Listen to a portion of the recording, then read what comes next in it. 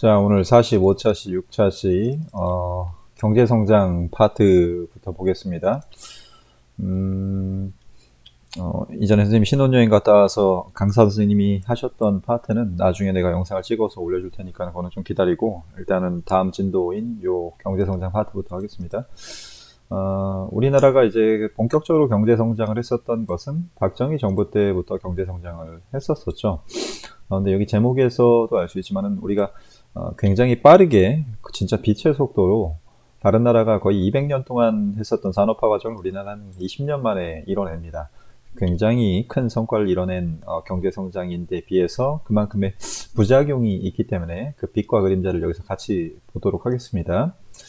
먼저 박정희 정부는 처음에 쿠데타로 반란으로 나라를 차지를 했었기 때문에 정당성을 확보하기 위해서 항상 경제 제일주의를 표방한다라고 했었었죠. 경제 발전 시켜줄게 국민들아. 그러니까 나를 좀 믿어봐봐. 내 대통령 할게. 라고 하면서 자기의 정권의 정당성을 확보하려고 했었기 때문에 경제에 굉장히 치중하는 모습을 보였었습니다. 그러다 보니까는 그 이전 정부였었던 장면 내각이 했었던 경제개발 계획을 보완시켜서 그 유명한 경제개발 5개년 계획이라고 하는 정책을 실행하게 되죠.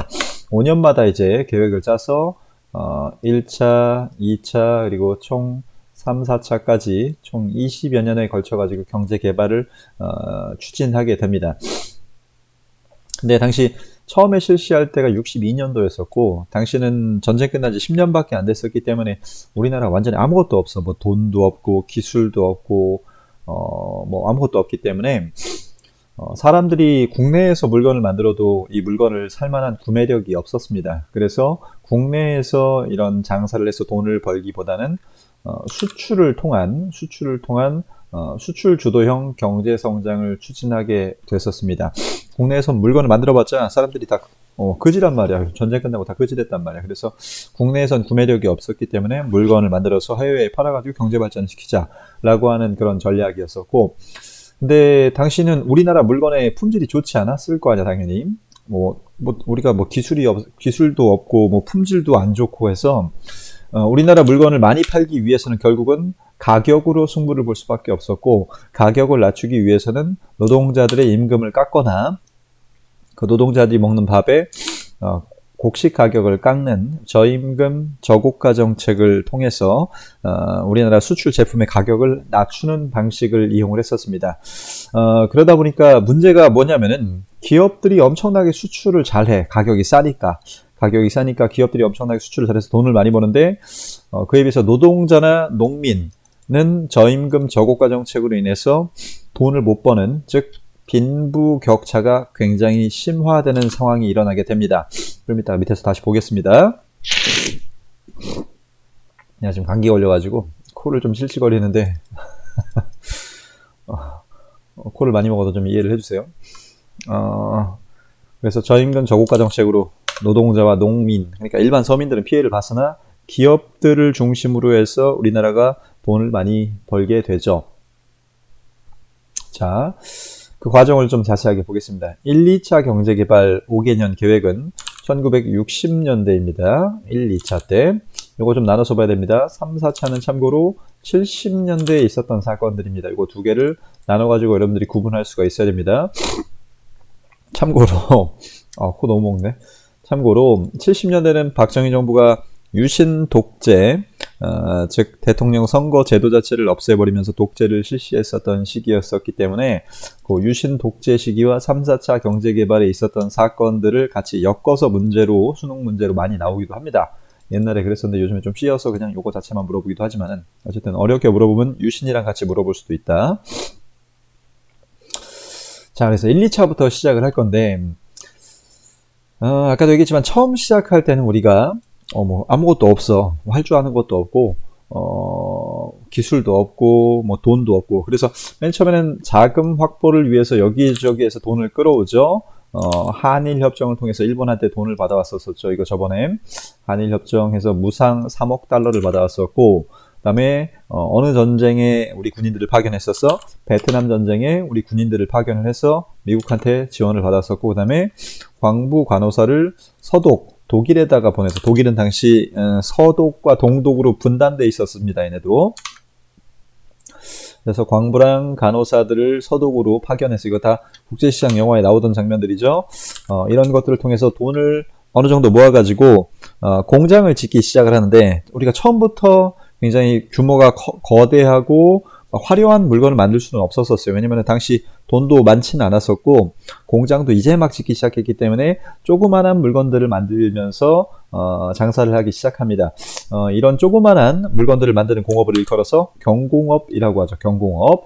경공업이라고 하는 것은 뭐 큰 돈이나 아니면 큰 기술 같은 게 필요 없습니다. 즉 노동력만 집약해서 할 수 있는 노동 집약적인 산업이었습니다.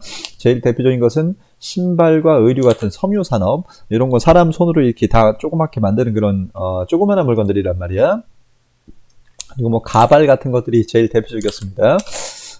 YH 사건 할 때 그 YH 무역사가 가발을 판매해서 무역을 했었던 회사였었기 때문에 가발 같은 것들이 유명했었다. 그래서 이런 것들을 팔아가지고 조금씩 이제 돈을 모았었겠죠.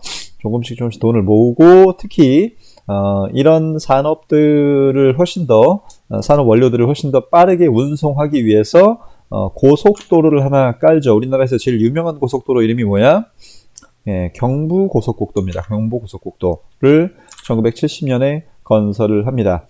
그래서 꽤 성과가 나타납니다. 1970년대쯤 되면은 고속도로도 깔리고 가발도 잘 팔리고 신발도 잘 팔리고 하니까는 성과가 나타나기 시작했는데 당시 1960년대 말에 세계 경제가 조금 안 좋아집니다. 이때 미국이 미국 대통령이었던 닉슨이 좀 약간 또라이 짓을 하나 해가지고 닉슨 쇼크라고 하는데 그 닉슨 쇼크 이후로 전 세계 경제가 굉장히 안 좋아지는 그런 상황이 일어나게 되고 우리는 수출을 통해서 물건을 팔아야 돼. 가발이랑 신발이랑 이런 거 팔아야 되는데 세계가 경제가 안 좋으면 얘네가 물건 안 사주겠지. 그래서 수출이 잘 안 되고 환율도 이제 오르기 시작을 합니다. 그래서 요 경제 위기를 60년대 말의 경제 위기를 어떻게 극복하려고 그랬었냐면은 창원과 마산 일대에 자유무역 단지라고 하는 걸 만들어서 여기에 들어오는 외국인들한테는 뭐 세금도 면제해주고 어떤 기업 운영하는데 특혜 같은 것도 줘서 외국 자본들이 여기에다가 투자를 많이 할 수 있도록 지금 요거 지도죠. 마산 자유무역 지도가 아직도 있죠. 마산 자유무역 지역. 여기에다가 외국인들이 투자를 하면은 뭐 세금도 깎아주고 정부에서 뭐 여러 가지 혜택들을 주면서 여기에 외국인들 돈을 유치를 해가지고 이 경제 침체를 극복하려고 노력을 했었고 그런데 이제 좀 문제가 해결이 안 돼서 당시 특히 제일 큰 문제가 뭐였었냐면은 기업들이 쓰고 있었던 사채라는 거는 이제 개인적으로 빌린 돈이죠. 일반인들한테 빌린 돈. 이 당시에는 아직 은행이라고 하는 개념이 우리나라에 별로 체계화가 되어 있지 않았었기 때문에 큰 돈을 가진 개인들에게도 기업들이 사채를 대출했었어요. 사채를 대출해가지고 기업을 운영하거나 했었는데 이 사채라는 거는 이자가 어때? 이자가 굉장히 높습니다. 당시 대부분 사채의 이자가 월 3%. 그러니까 예를 들어서 100만 원을 빌리면은 다음 달에 103만 원을 내야 돼. 그게 12달이 쌓이면은 136만 원이죠. 맞나? 그렇죠. 136만 원을 36%인 거야. 36%. 평균이 36%고 높아지면은 연평균 이자가 50%까지도 됐었어. 그러니까 100만 원 빌리면은 150만 원으로 갚아야 돼. 다음 연도에. 그런 식으로 이자가 엄청나게 높았었기 때문에 굉장히 위험성이 있었지만은 기업들이 은행이 없으니까 은행이 별로 잘 안 돼 있으니까 이런 사채 시장에서 돈을 빌려가지고 쓰고 그랬었는데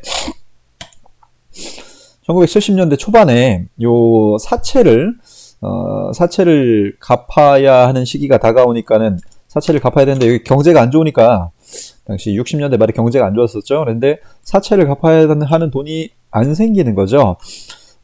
그래서 대기업 회장들이 박정희 대통령을 찾아가지고 좀 도와주세요, 형. 라고 그러니까는 박정희 대통령이 좀 골 때리는 조치를 한 게 모든 기업의 사채를 얼려버립니다. 안 갚아도 돼. 3년 동안 안 갚아도 된다라고 하는 거야. 3년 동안 안 갚아도 돼. 이게 말이 안 되는 거야. 원래 요 사채라는 건 개인들끼리 빌려주고 빌린 돈이기 때문에 정부가 뭐 나서가지고 뭐라 마라 할 수가 없는 건데 3년 동안 이거를 안 갚아도 되라고 정부가 나서가지고 이제 해준 거죠.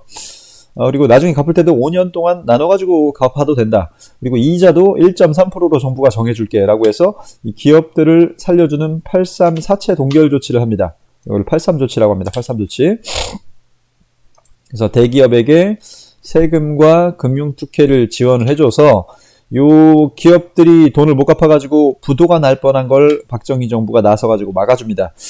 근데 요게 완전히 못했다고 할 수는 없는 건 요 기업들이 전부 다 부도되면은 기업들 밑에서 일하는 다른 조그마한 중소기업 같은 것들도 다 부도가 되고 걔네들한테 은행에서 돈을 빌려준 사람, 사채에서 돈 빌려준 사람들도 다 같이 망하는 IMF와 비슷한 상황이 올 수도 있었기 때문에 요 사채 동결을 통해서 기업들이 망하는 걸 방지하게 되고 경제가 무너진 걸 방지하게 됐었죠. 근데 문제는 지가 맘대로 이자를 정하고 그 다음에 3년 안 갚아도 되고 나중에 5년 동안 나눠서 갚아도 된다고 하고 해서 기업에게 온갖 특혜를 몰아주게 되면서 기업은 아무렇게나 장사를 하고 아무렇게나 돈을 빌려가지고 써도 정부가 다 막아주는 그런 현상이 나타나게 되죠. 즉 정부와 정치인들과 경제인들이 착 달라붙어가지고 만약에 기업 운영하기 어려우면은 정부한테 뇌물 갖다 주고서 박정희 형 도와줘 라고 하면서 정치인들과 경제인들이 착 달라붙는 정경유착 현상이 굉장히 심화되게 되는 거죠. 콧물. 그래서 이런 너무 이제 재벌 위주로만 경제를 운영하게 됐었다. 아까 위에서도 봤었지만은 기업들이 물건을 잘 팔게 하기 위해서 노동자들과 농민들의 희생을 강요를 했었고, 그래서 너무 재벌과 기업들 위주로 운영을 했었던 그런 경제 개발 정책이었었다. 물론 200년 동안, 다른 나라 200년 동안 했던 경제 개발을 우리나라 20년 동안 했다는 데 있어서 굉장히 큰 의의가 있긴 있어. 그래서 박정희를 좋아하는 분들은 그런 점들을 장점으로 뽑습니다.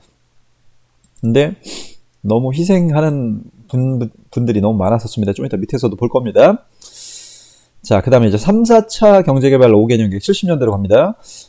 이제 여기 신발이랑 가발 같은 거 팔아가지고 돈을 좀 벌었단 말이야. 이제 좀 큰 거 만들고 싶겠죠? 이렇게 큰 거 만드는 공업을 중화학공업이라고 합니다. 중화학공업은 자본이 집약된, 자본을 쏟아 부어가지고, 만드는 그런 공업 제품들인 거죠. 그래서 이런 중화학공업을 육성하기 위해서 경상도 해안 지역에 남동임해공업단지라고 하는 것을 건설을 합니다. 지금 여기 보면은 우리나라 지도가 남부지방이 나와 있고 여기 밑에 오른쪽 밑에 경상도 지방에 집중적으로 공장들을 설치를 하는데 제일 대표적인 공장이 바로 포항제철이죠. 포항제철. 울산에 그리고 자동차, 현대자동차 공장이 생기고 부산과 거제도에 조선, 배 만드는 공장들이 세워지게 되죠. 포항, 울산, 창원 같은 곳들, 특히 포항에 포항제철이 완공되는 시기가 1973년입니다. 그래서 포항제철에서 철을 이제 안정적으로 생산하면서부터 기계, 철강, 그리고 자동차 공업, 그리고 조선공업 같은 것들이 우리나라에 본격적으로 발전하기 시작을 합니다. 그래서 이때부터 굉장히 큰 물건들, 옛날에 가발 같은 거 팔아봤자 몇천 원 안 남는단 말이야. 가발, 신발 이런 거 많이 팔아봤자 몇천 원 안 남는데 이제는 뭐 자동차 갖다 팔고 그리고 집채만한 배 갖다가 팔고 하면서부터 이제 엄청나게 이득이 많이 생겨서 수출액이 100억 달러를 달성하게 됩니다. 굉장히 큰 성과입니다. 수출액을 100억 달러를 달성하게 된다. 원래 우리가 처음 경제 개발을 시작할 때 수출액이 1억도 안 됐었어요. 1억도 안 됐었는데 100억, 즉 100배 이상이 뛰어버린 거죠, 수출액이.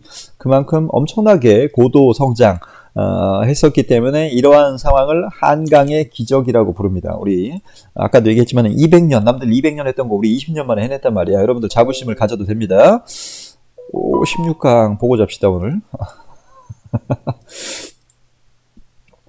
그래서 뭐 얘기했었지? 200년 했던 걸 20년 만에 했기 때문에 굉장히 대단한 나라입니다. 여러분들 대단한 나라에서 살고 있는 거예요.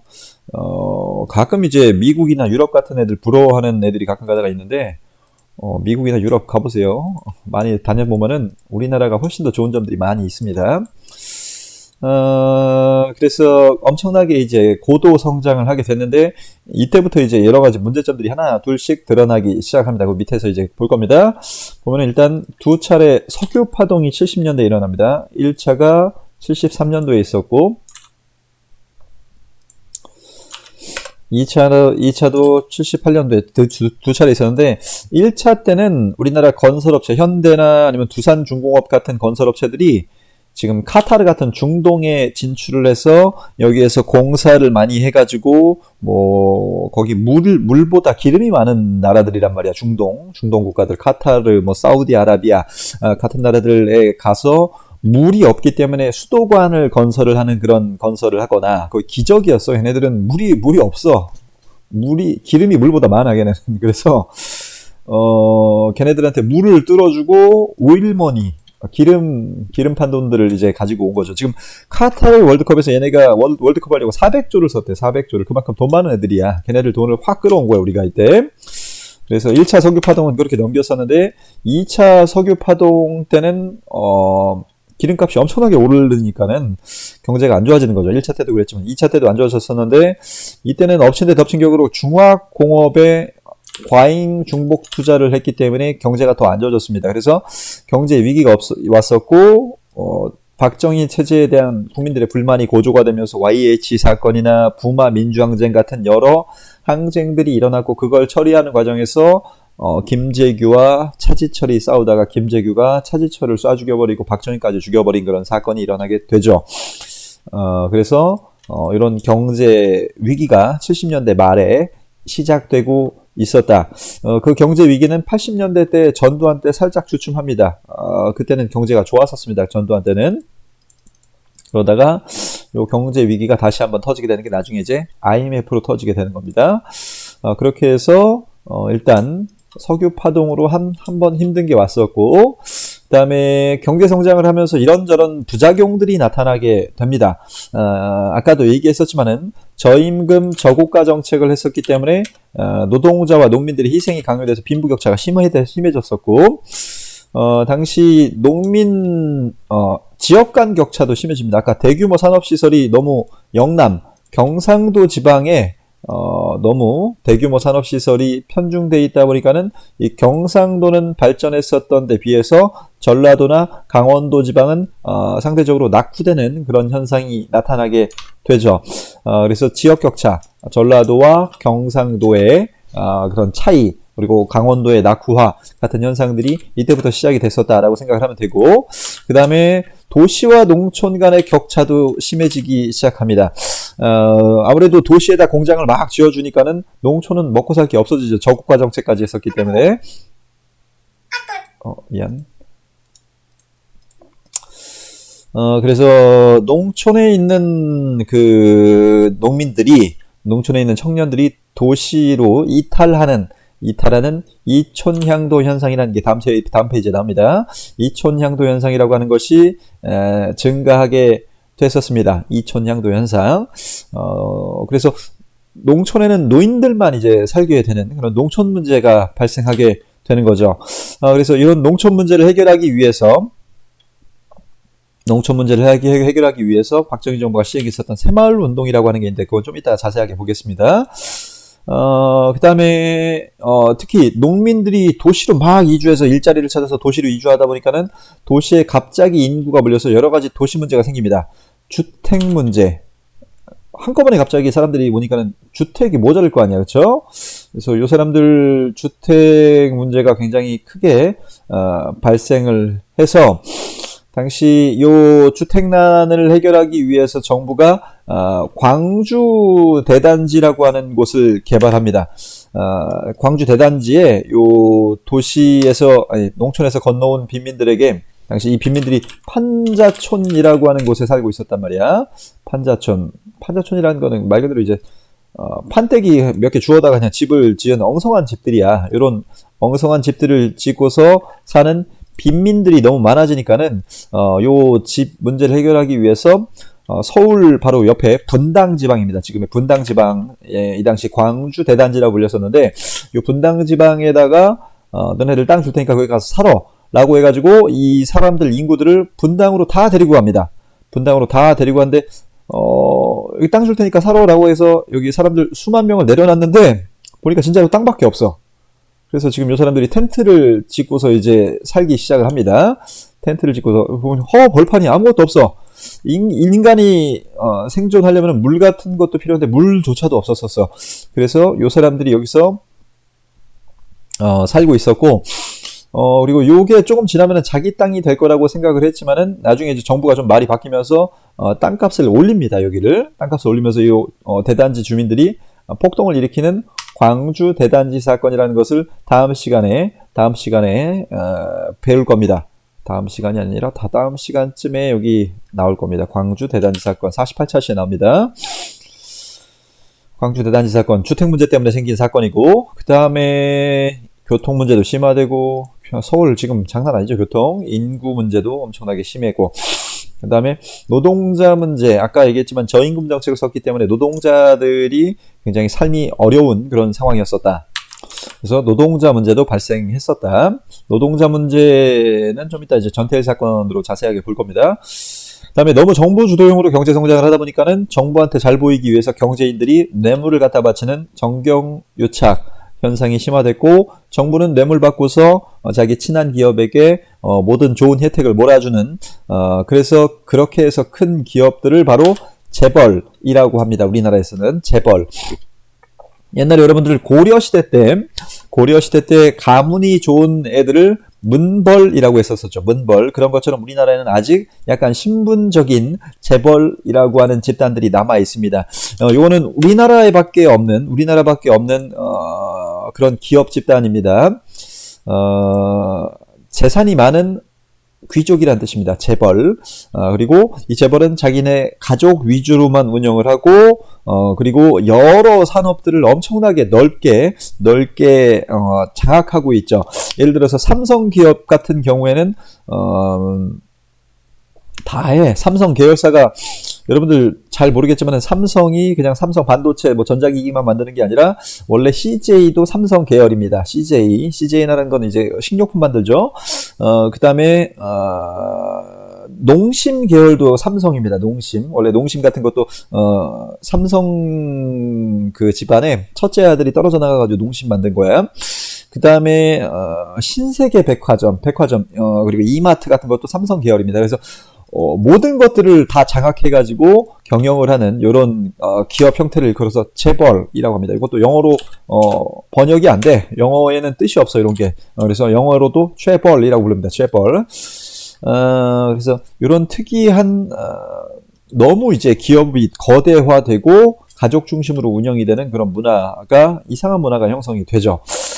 그 다음에 그리고 우리가 수출로 먹고 사는 나라로 바뀌었기 때문에 이제 대외 의존도가 너무 심해지는 그런 부작용 같은 것들이 나타납니다. 그리고 이제 아까 얘기했었던 농촌 문제. 저임금 정책을 유지하기 위한 저고가 정책을 운영하다 보니까는 농촌이 어려워서 떠나는 사람들이 늘어나고, 그래서 정부가 농촌을 살려보고자 새마을운동이라고 하는 걸 진행합니다.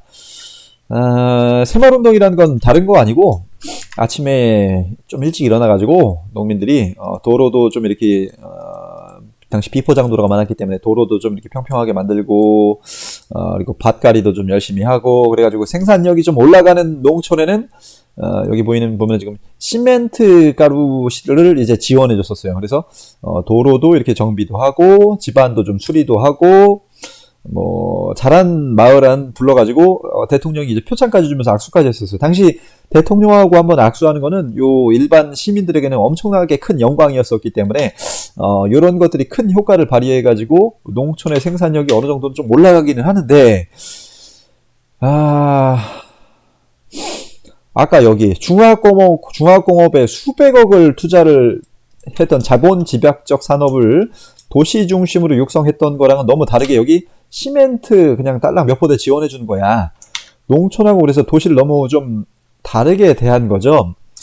왜 이렇게 됐냐면은 당시 정부가 보기에는 농촌 니들이 잘 못 사는 것은 니들이 근면하지 않았기 때문에, 그리고 협동하지 않았기 때문에, 그러니까는 협동해라. 그리고 자조, 자기 스스로 노력해라.